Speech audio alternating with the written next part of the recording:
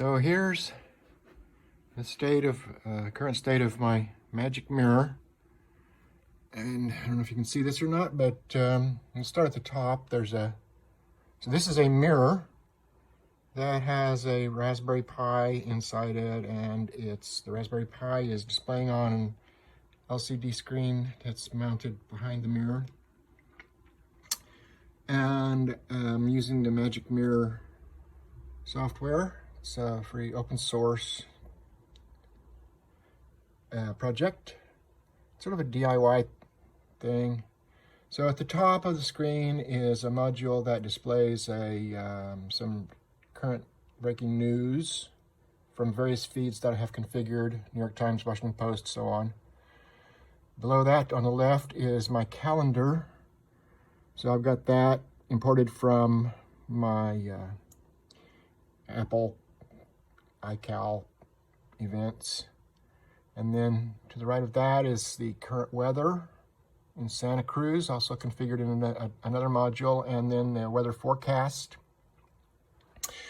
Below that is the time and date, and below that the current state of my solar panels, on my rooftop solar panels, pulled in using an API to access that information.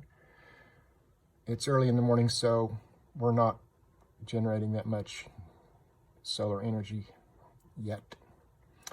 Behind those two modules is some embedded YouTube videos that I have playing. This goes on forever.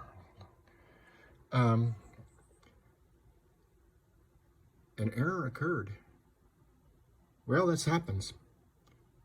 So I'll have to fix that. This DIY project, Magic Mirror, is pretty cool, but it's also very sort of raw, I guess. There's a bunch of people just contribute to it, and sometimes the modules don't interact properly.